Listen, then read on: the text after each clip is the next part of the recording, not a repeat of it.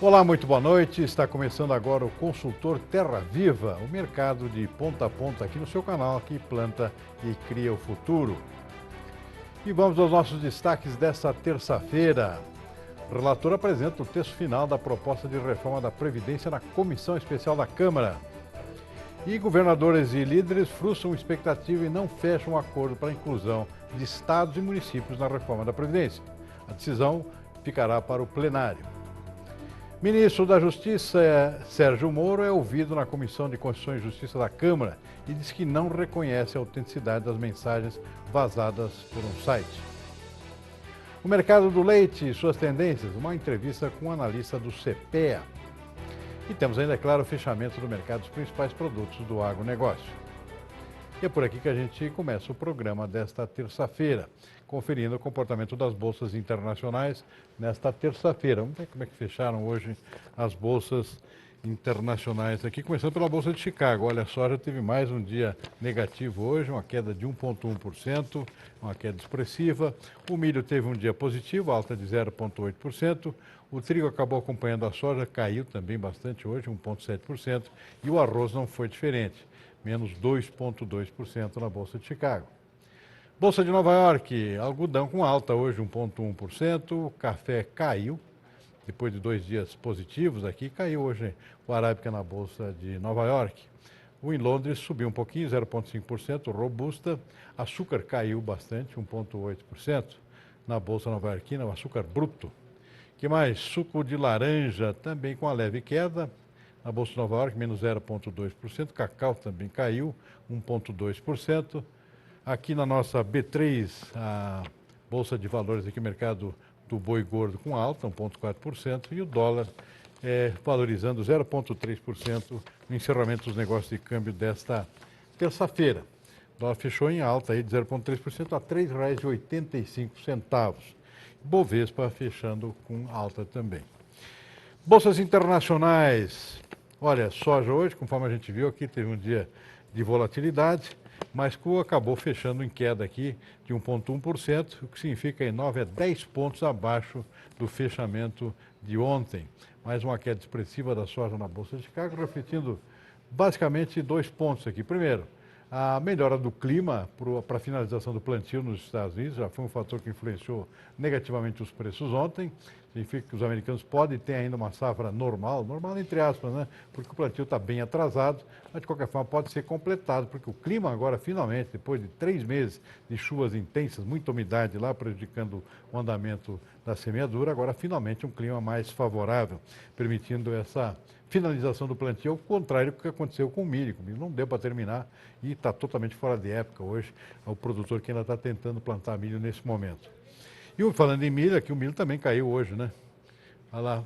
O milho ao contrário, desculpe, o milho subiu hoje, com exceção exatamente porque não está conseguindo terminar o plantio, terminou a janela ideal, então o milho, ao contrário do que eu estava dizendo aqui, foi na contramão da soja e também do trigo, fechou com uma leve alta, não foi muita coisa, de qualquer forma foi o grão que teve um comportamento positivo hoje na Bolsa de Chicago.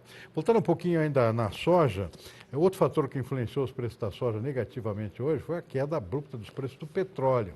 O petróleo foi o grande destaque dos mercados, hoje, infelizmente, destaque negativo aqui, pelo menos para os países produtores de petróleo, uma queda de 4,8% na Bolsa de Nova York e cerca de 4,1% na Bolsa de Londres. Os preços do petróleo despencando aqui, mesmo com um anúncio aqui dos países da OPEP aqui, de que vão manter sua política de cortes na produção por mais 9 meses. Justamente porque o objetivo era sustentar os preços do petróleo. Mesmo assim, os preços foram totalmente na direção contrária. E, olha, por trás disso, uma preocupação grande aqui, que é a desaceleração, ou pelo menos uma tendência de desaceleração da economia mundial.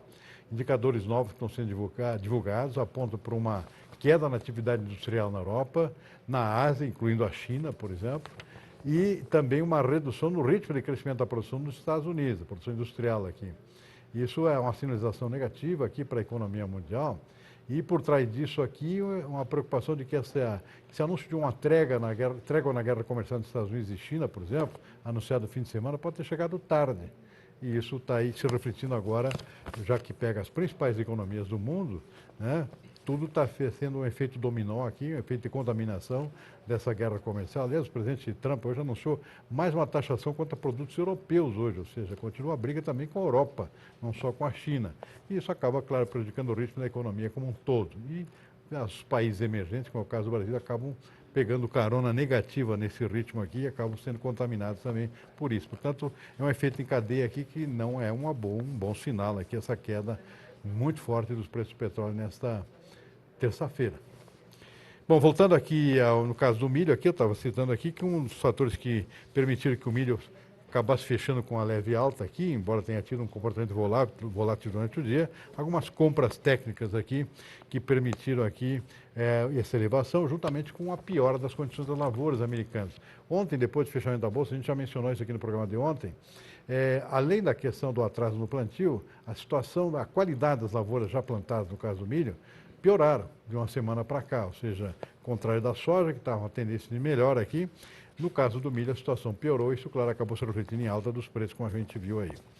O que mais? Trigo acompanhou o milho hoje, acompanhou a soja hoje e fechou com queda hoje de 1,7%, conforme a gente viu. Tem um fator novo aqui pressionando os preços do trigo, particularmente nos Estados Unidos, que é o início da colheita, o andamento da colheita do trigo de inverno. Já tem 30% colhido, já está bem acelerado a colheita e isso está sendo um fator de pressão aqui com a entrada física de trigo novo no mercado. Algodão em Nova York teve um dia positivo, apesar da pressão da queda dos preços do petróleo. Isso evitou que os preços do algodão subissem mais. Mas fechou o algodão ainda em alta aqui de 1,1%, depois de estar operando em queda durante o dia, com a reversão no final do negócio aqui na Bolsa de Nova York, basicamente um fator estético, com cobertura de posições vendidas. E isso fez com que os preços se recuperassem no final. Mas teve pressão também dessa queda muito forte aqui dos preços do petróleo, que preocupou todo mundo hoje, contaminando vários mercados agrícolas.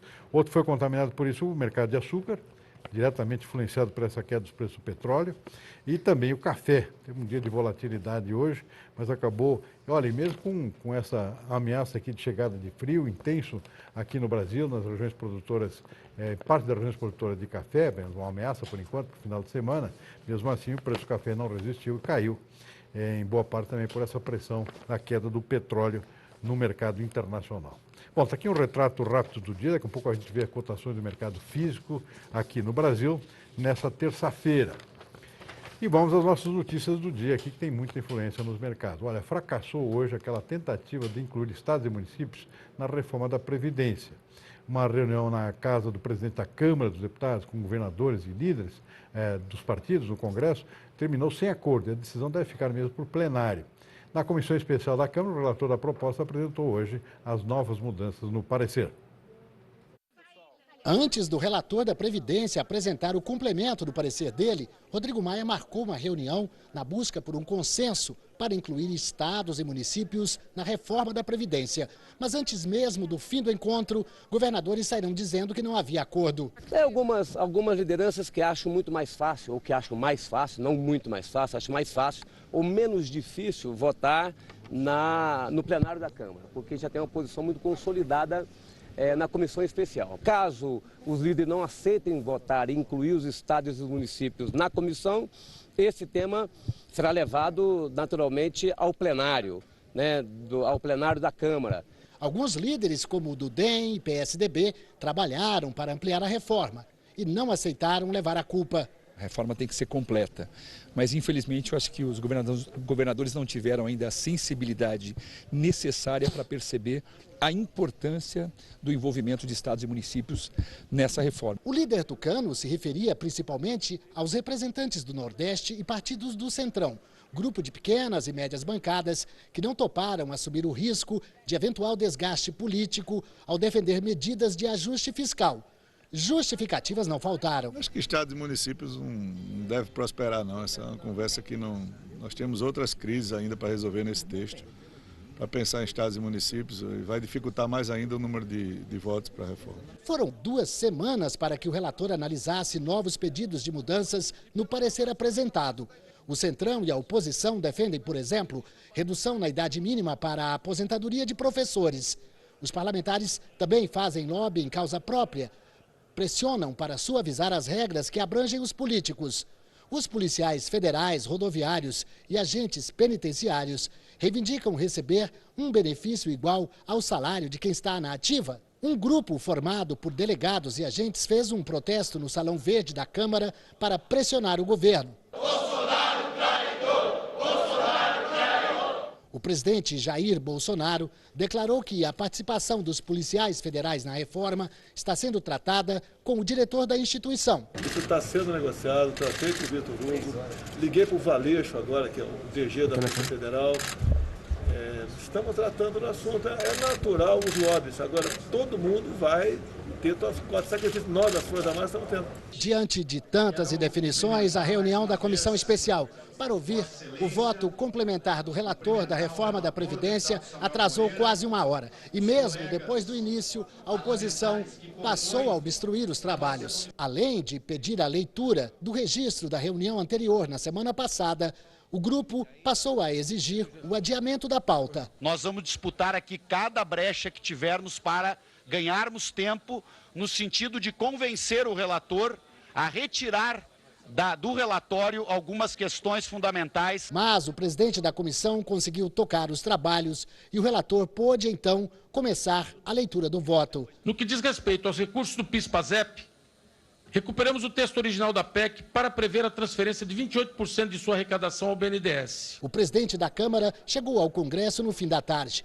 Após a tentativa frustrada de contemplar estados e municípios no projeto, Rodrigo Maia disse que o importante agora é segurar a nova meta de economia prevista no relatório, 940 bilhões de reais em 10 anos, que ainda corre risco se todas as reivindicações do setor de segurança forem atendidas. Eu acho que tem que ter muito cuidado na possibilidade de incluir qualquer coisa agora. Vai precisar, inclusive, de uma sinalização do próprio Ministério da Economia, dizendo que não há nenhum desconforto para a equipe econômica nesse diálogo e nessa possível ou não inclusão.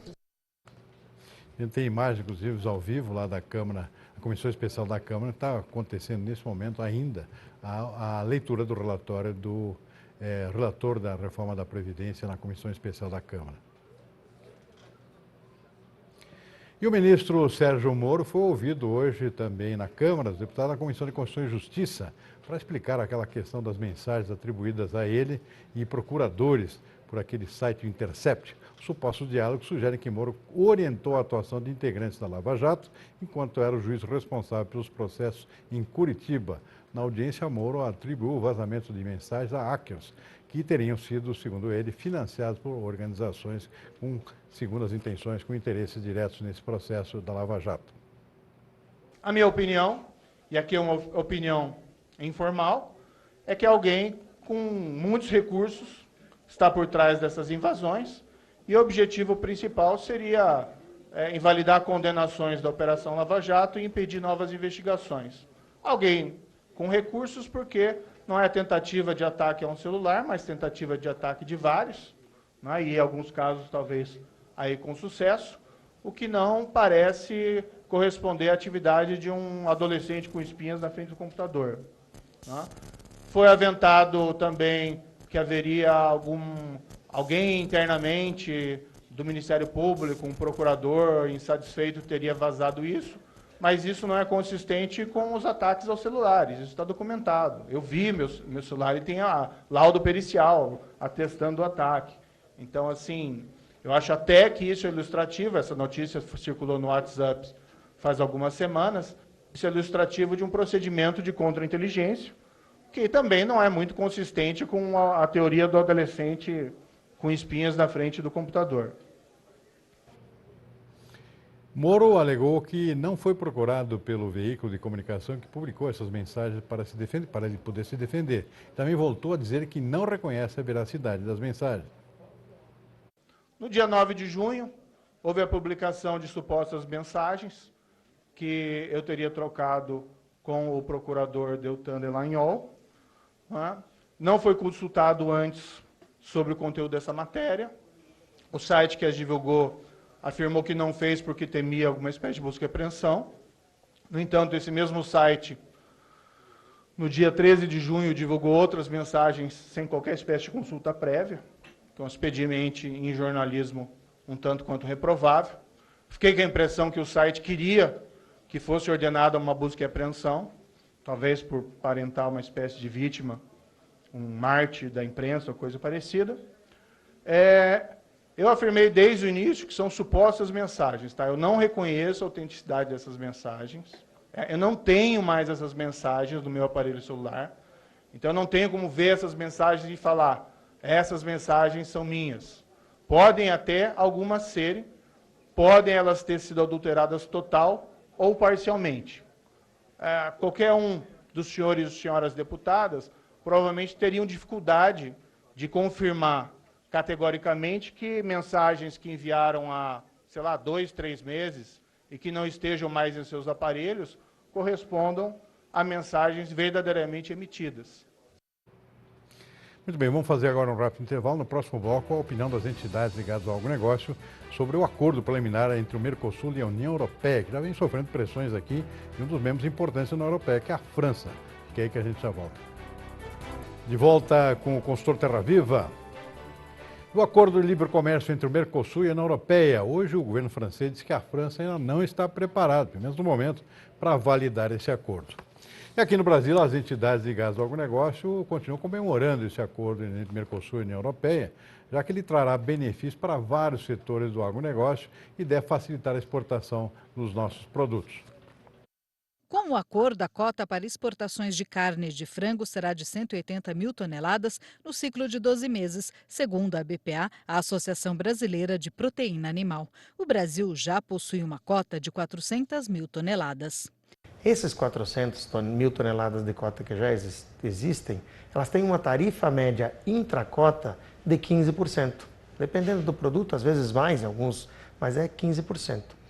No caso das novas 180, é tarifa zero, ou seja, é mais renda que fica para o lado brasileiro. Eu, quando vender tiverem implementadas daqui 6 anos, essas 180 mil toneladas de carne de frango, o Brasil pode estar trazendo algo em torno de $500 bilhão a mais de receita para o país e para a nossa avicultura, para o nosso setor. Na opinião de Ricardo Santin, o acordo é importante para o Brasil ter alternativas de mercado, além de refletir no aumento da produção, beneficiando mais de 170 mil famílias ligadas ao setor.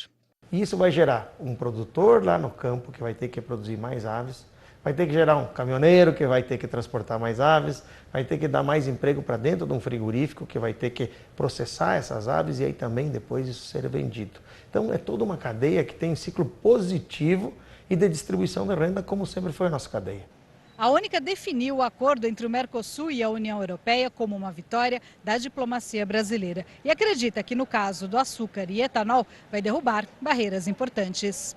O açúcar é um dos produtos mais protegidos do mundo e muito protegido na Europa. A expectativa que temos é que a atual cota brasileira passe a ser isenta de tributação e que caia também a tributação do etanol para um volume importante, expressivo de etanol. Etanol que não entrava na Europa por conta da alta tributação que eles aplicavam ao nosso produto. Para o presidente do Conselho dos Exportadores de Café do Brasil, o acordo com a União Europeia estreita laços e fortalece a fidelidade. É uma vitória para o Mercosul, é uma vitória para o Brasil e estreita, sem dúvida, os laços cada vez mais. Isso demonstra que o Brasil tem competência para atender a alta exigência de qualidade do consumidor europeu. Muito bem, vamos fazer mais um rápido intervalo. No próximo bloco, um panorama do mercado do leite, também o fechamento dos mercados físicos aqui no Brasil, dos principais produtos do nosso agronegócio. A gente volta já. Estamos de volta com o consultor Terra Viva. O nosso assunto agora é mercado do leite. Eu conversei agora à tarde no programa Aqui Mercado com a Juliana Cristina dos Santos, que é analista de mercado de leite do CPEA. Acompanhe um trecho da entrevista. Agora, o preço pago ao produtor em junho, referente à captação de maio, ele ficou praticamente estável. Teve uma variação de 0,68%, fechando a 1,52 o litro. No primeiro semestre, fazendo um acumulado dos seis meses, né, tivemos um aumento de 21% nos preços. Isso se deve à menor oferta de leite durante esse período e também a maior competição de volumes pelas indústrias e pelas cooperativas também. Já dá para se falar aqui em entre safra do mercado de leite? A tendência agora é ir diminuindo a oferta, Juliana? Isso, agora entramos também no período, né, de entre-safra no Sudeste e Centro-Oeste.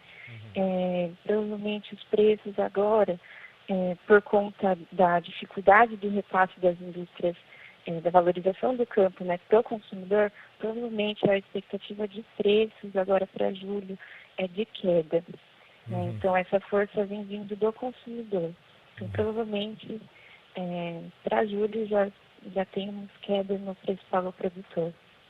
Já se nota alguma reação no consumo ou a crise está pegando ainda nos derivados ainda, hein, Juliana? Sim, analisando os nossos indicadores, os preços eles continuam em queda. A gente tem um indicador, né, de UHT, em junho ele teve queda de 5%, ficando a R$ 2,46. E também o spot, né, que é o leite comercializado entre os laticínios, na segunda quinzena de junho, a gente teve também uma queda de 8% no preço de Minas Gerais. Então, essa queda vai acontecer também no preço pago ao produtor, provavelmente já agora no próximo mês. Juliana, como é que está a rentabilidade do produtor? Porque a gente sabe que os insumos aí não estão baratos, né? O preço do milho deu até uma encrespada agora ultimamente, deu uma subida. O preço da soja estava embaixo, o farelo de soja estava embaixo, está voltando a subir agora, com esse negócio da safra americana lá, que ficou abaixo da expectativa. Você, como é que está essa relação aí de custo aí em relação ao preço do leite, hein? Certo. Em maio, né, a gente tem até o fechamento de maio, a gente teve uma alta de 0,52%, uma ligeira alta, né, fazendo um acumulado desses 5 meses, a gente teve uma alta de quase 1%, então o preço que foi pago ao produtor, ele está bem, a variação está bem mais elevada do que o custo. Agora, para junho, a gente precisa, né, esperar o fechamento de junho com a equipe de custo. Muito bem, vamos falando em mercado, vamos dar uma conferida aqui como é que fecharam os mercados físicos aqui no Brasil, dos principais produtos do nosso agronegócio. Vamos começar pela soja aqui. Como é que foi o fechamento dos mercados hoje? Olha, queda quase generalizada aqui, né? Caiu muito na Bolsa de Chicago, o resultado não podia ser diferente. Soja no Porto Paranaguá, 80,50, menos 0,6%, mesma queda percentual em Passo Fundo, quase isso também em Cascavel, no Paraná. Rondonópolis caiu mais, 1,4%, Sorriso menos 0,8%. Rio Verde, em Goiás, menos 0,7%. Em Dourados, a queda foi mais forte, hein? 2,9% para R$ 68,00. Estabilidade em Uberlândia e Barreiras e uma queda de 0,7% em Balsas, lá no sul do Maranhão, para R$ 69,00 por saca. Milho deu uma alteração aqui registrada apenas no Porto Paranaguá, com elevação aqui de 0,5%. O milho subiu hoje na Bolsa de Chicago, o reflexo foi no Porto só, mas não chegou a atingir o mercado do interior, pelo menos na hora da coleta aqui da nossa fonte, que é Safras e Mercado. Preços estáveis aqui, Campinas 37,50, outras praças também sem alterações em relação ao dia de ontem. O que mais? Café, infelizmente reverteu, os últimos 2 dias foram de boas altas, hoje foi de recuo, a gente viu aqui que o Bolsa Nova caiu bastante, o reflexo foi direto aqui no mercado interno. Sul de Minas aqui, menos 1,1%, também no Cerrado Mineiro, mesmo percentual de queda. Caiu também na zona da Mata Mineira, no oeste aqui de São Paulo. E o Conilão também não ficou para trás, o tipo 7 em Vitória, para R$ 288,00, menos 0,7%. E o boi gordo, uma alteração aqui positiva somente em Cuiabá, aqui, segundo esse registro aqui, de 0,7% para R$ 144,00. Demais praças aqui não registraram alterações, pelo menos até o momento da coleta, pela fonte aqui, que é a Safra de Mercado. São Paulo aqui, R$ 158,00, preço estável, aqui no Noroeste Paulista. E o consultor Terra Viva dessa terça-feira vai ficando por aqui e a gente termina o programa de hoje com imagens do eclipse solar desta terça-feira. No Brasil, o eclipse pode ser visto em alguns estados, onde o dia escureceu por alguns minutos, mas foi parcial. Já na Argentina e no Chile, o fenômeno foi mais intenso, o dia virou noite. Uma boa noite a todos e até amanhã.